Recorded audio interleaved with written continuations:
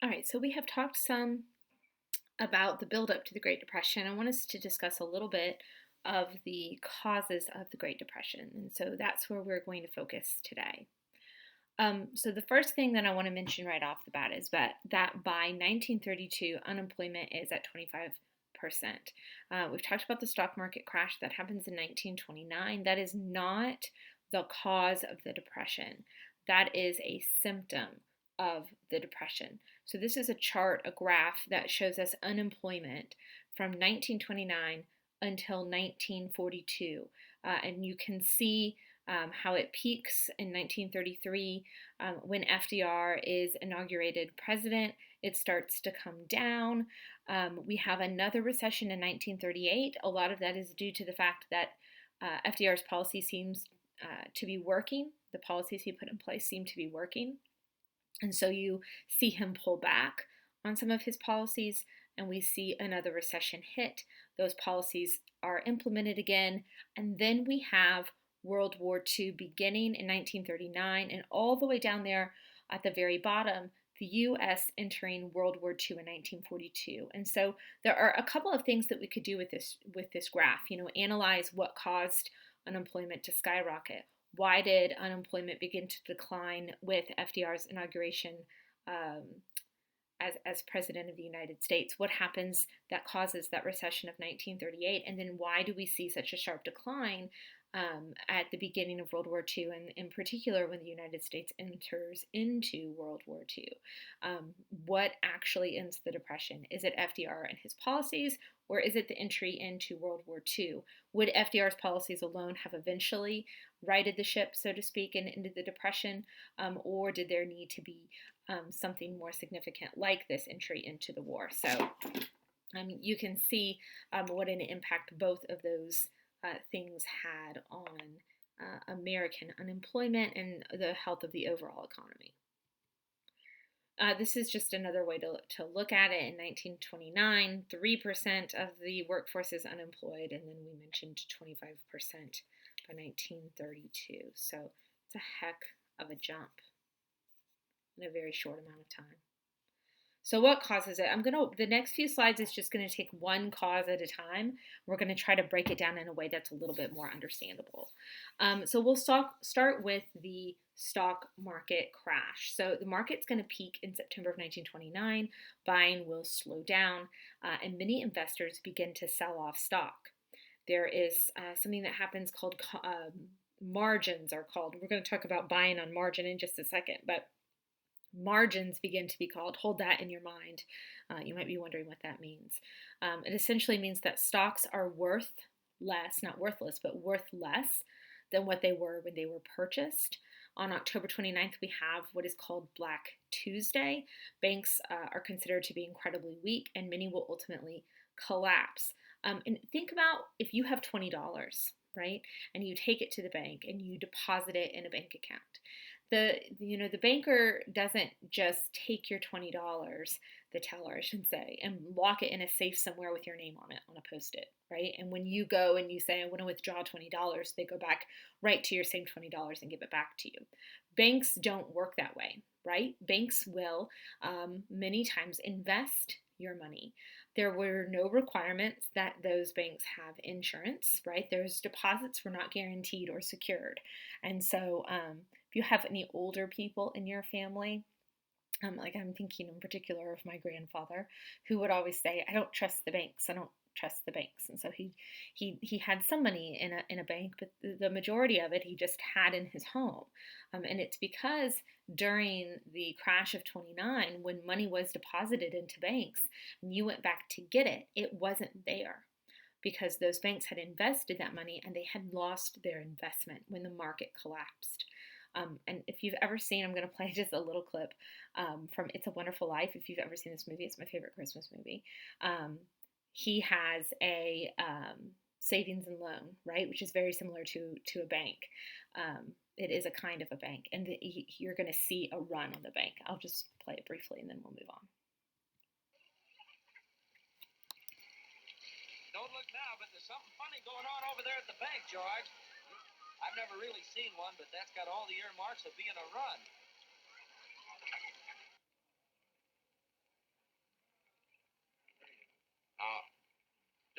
remember that this thing isn't as black as it appeared.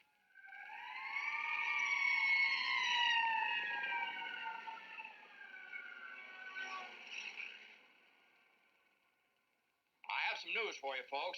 I was just talking to old man Potter, and he's guaranteed cash payments to the bank. The bank's going to reopen next week. But, George, I got my money here. Did he guarantee this place? Well, no, Charlie, I didn't even ask him. We don't need Potter over here. Then I'll take mine now. No, but you're thinking of this place all wrong, as if I had the money back in a safe. The money's not here. Well, your money's in Joe's house. That's right next to yours. And in the Kennedy house, and Mrs. Maitland's house, and 100 others. You're lending them the money to build, and then they're going to pay it back to you as best they can. Now, what are you going to do, foreclose on them? I got $242 in here, and $242 isn't going to break anybody. So people would just go to the bank and demand the money back, but again, oftentimes that money isn't there. Okay, so the next thing, buying on margin, and this is confusing, and this is also what you guys might have been following happened the other day a little bit with Reddit and GameStop, right? So there's a bull market in the 1920s, which means things are going really well and people are making money in the stock market. So it encourages investment. It encourages investment from people even that wouldn't normally invest, right? They're learning how to play the stock market. And so average Americans are going to begin to invest, and many engage in something called speculation, where you are guessing, right? I'm going to guess that the price of this stock is going to go up, and I'm going to hope that my guess is correct.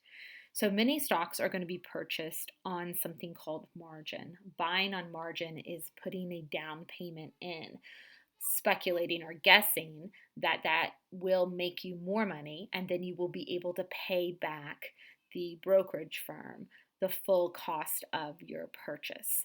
It works when prices climb, that should say, but when prices fall, brokers begin to issue margin calls. So if brokerage firms notice that prices are falling, they'll start to call in the margin. So they want their money. They want you to repay the loan immediately instead of waiting for that stock price to mature in a way that you hope that it will.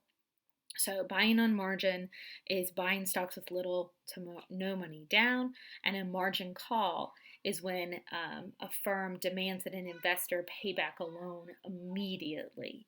And I'm not the best at explaining that, so I have another little video for you here about buying on margin and margin calls. What is buying on margin? Presented by WallStreetSurvivor.com. Buying on margin is when you take out a loan to buy a stock. This process is also called leveraging your position. Margin basically means collateral. When you buy on margin, the stocks you buy are kept as collateral until you pay off the loan. The concept is similar to getting a mortgage to buy a house. The bank keeps the house as collateral until the day you pay off the loan in full. Why would you buy a stock on margin? Well, either you don't have enough money for the entire purchase, or you want to magnify your gains. So how does it work? Here's Frank. Frank wants to buy Google stock, which is currently trading at $500. He wants to buy it on margin, so he contacts his broker. His broker tells him that his margin requirement, or the amount that Frank needs to contribute, will be 70%. This means that Frank has to put up and maintain 70% of the price himself, and the broker will put up the remainder. Since the stock price is currently at $500, Frank will have to pay $350 for the stock, and the broker will put in the remaining $150. Let's say that Google rises to $600 and Frank is happy with the return. His broker will sell the stock for $600, redeem the loan of $150, and give the remaining $450 back to Frank. Great! Frank made a profit of $100. Since he only put in $350, his gain is 28.5%. So what would have happened if Frank would have bought the stock the old-fashioned way? Well, Frank would have bought at $500, sold at $600, and made the same $100 profit. But he had to put $500 up front to purchase the stock, which means that his percent gain would have only been 20%. By using margin, Frank magnified his gains and made an extra 8.5%. Buying on margin is extremely risky and should be used with caution. Just as Frank's gain was magnified, his losses would have been magnified as well.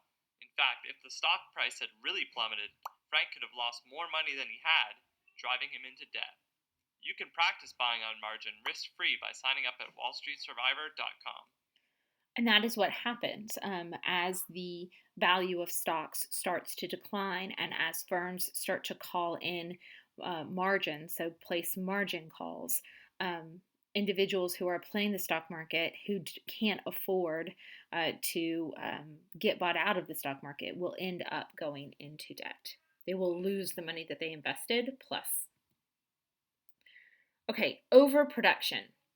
We're going to also talk about this in reference to the Dust Bowl. And so hold that in your mind because the Dust Bowl will be a whole separate little document and chart that we will complete together.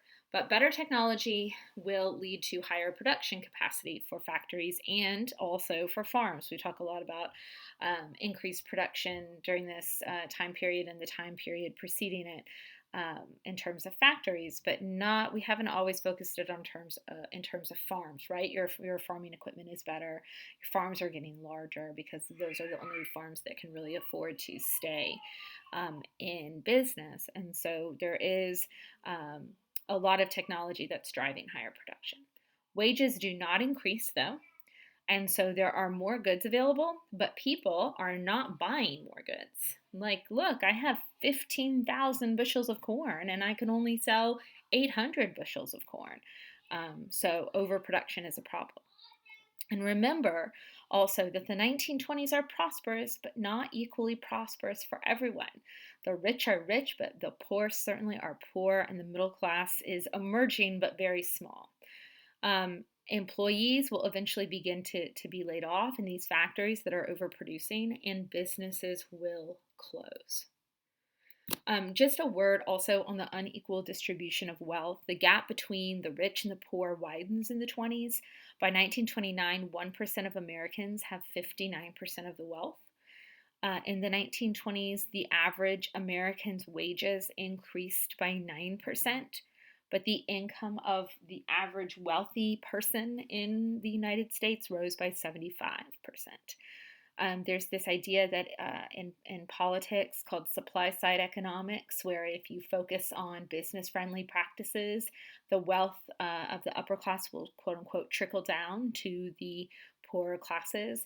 Wealth does not trickle down.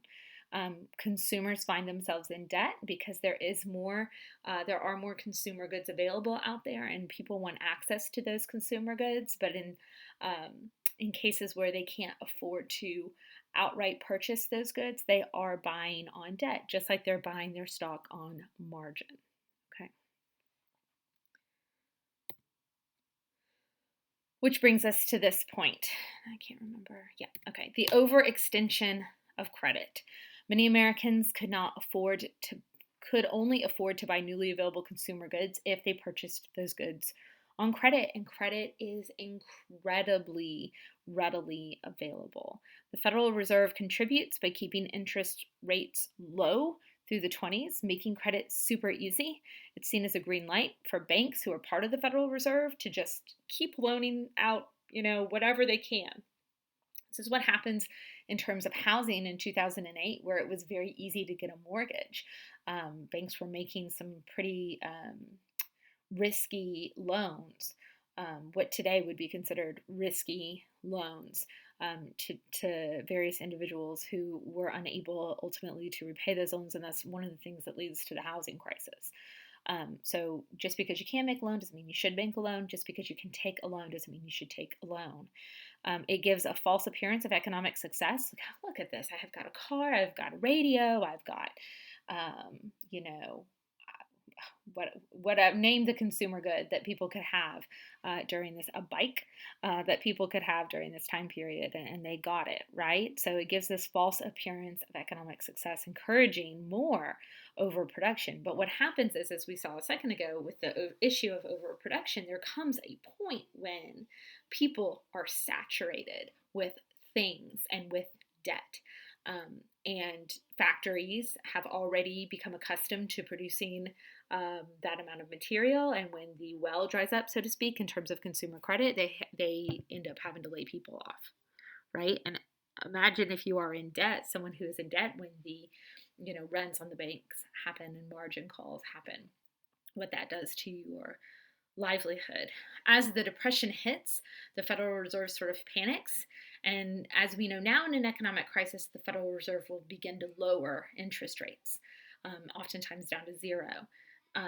When the Depression hits in 1929, because we've learned from this mistake, the Federal Reserve panics a little bit and raises rates. So, well, people are going on credit too much. We need to make credit more difficult. But then people couldn't repay their loans, and it compounds the problem. None of this individually causes the problem. It is all sort of this snowball of a perfect storm.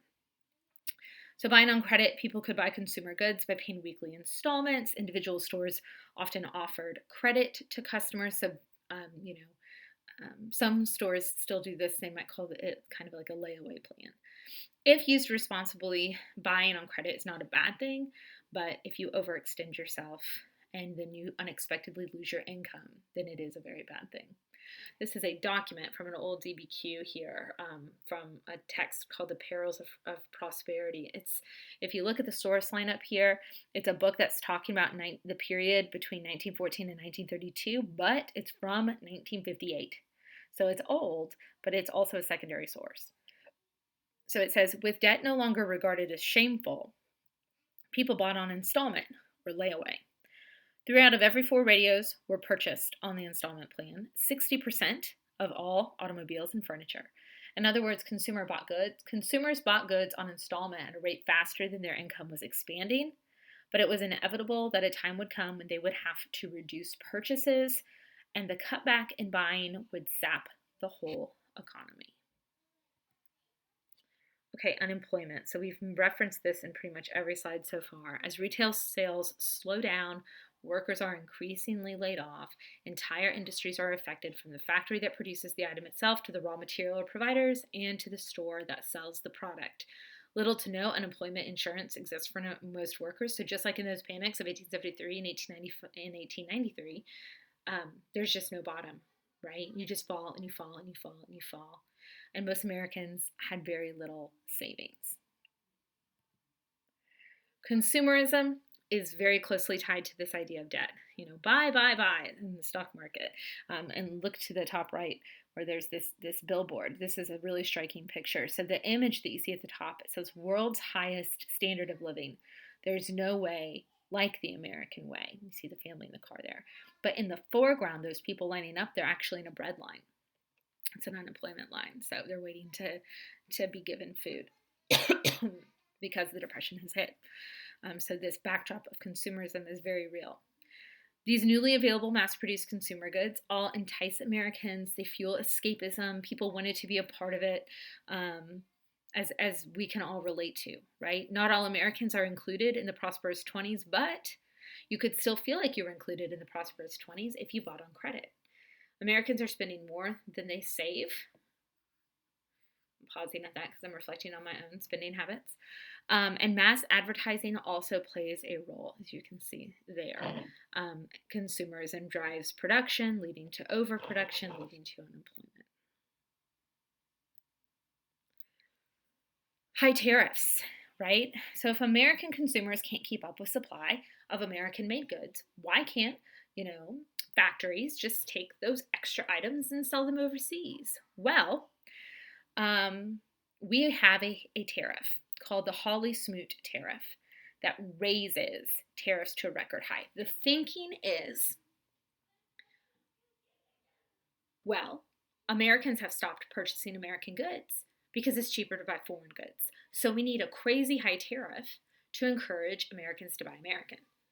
The problem is Americans didn't just stop buying American-made goods because they're buying foreign goods. It's because they've stopped being able to afford to buy goods. And the other problem is that retaliation occurs. In America, we jack up the Hawley-Smoot tariff to these crazy highs. And in overseas countries, they're like, okay, we're going to jack up our tariff too. So American companies, businesses then cannot go overseas and sell their goods. This is something President Hoover really advocates against, but something that Congress passes over his objections.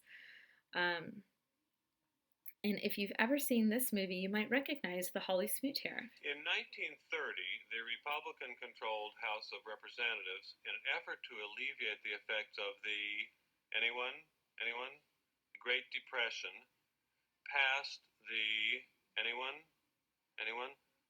The tariff bill, the Hawley-Smoot Tariff Act, which anyone raised or lowered? Raised tariffs in an effort to collect more revenue for the federal government. Did it work? Anyone? Anyone know the effects? It did not work, and the United States sank deeper into the Great Depression. Okay, that's Ferris Bueller. Shell didn't recognize that. I don't know if that's a movie teenagers still watch, but you should. Laissez-faire politics. Here's a quote from Hoover in 1928. You cannot extend the mastery of government over the daily working life of a people without at the same time making it the master of the people's souls and thoughts. Free speech does not live many hours after free industry and free commerce die. Every step of bureaucratizing of the business of our country poisons the very roots of liberalism. That is political equality, free speech, free assembly, free press, and equality of opportunity. It is the road not to more liberty, but to less liberty. Everyone blames Hoover for the Depression. Everyone says he failed to act. I'm not going to lie, he failed to act in a lot of very crucial, important ways. But I also think that he is certainly not alone in shouldering the burden of what happens here. This is a political pattern that the government should not be involved in regulating business, that the government should not be involved in regulating markets. The Great Depression tells us that the government has to be involved in regulating business, has to be involved in regulating markets. And this is a little bit unrelated, but I'm a little late in making this recording, and it is, I've been watching the tragedy unfolding in Texas with their power and just trying to research and learn a little bit about it and about how everyone is calling for the need to regulate the sort of free market energy economy that exists in Texas, which is a fascinating conversation to be sure. But the government does have a responsibility to regulate the marketplace, and the government will regulate the marketplace after this, right? After the Depression. Hoover does toy around with the idea of some sort of public works plan, which is what FDR ultimately does. But the people, Republicans in particular in Congress, say, no, we don't provide jobs like that. That's not the role of the government. So it is a very real conversation, and sort of a point where we come to a head a little bit in this country about what the role of government is in the economy and in daily life. Okay, so we will pick up talking a little bit about the impact. You see the Dust Bowl down there is something that we will really be looking at very shortly.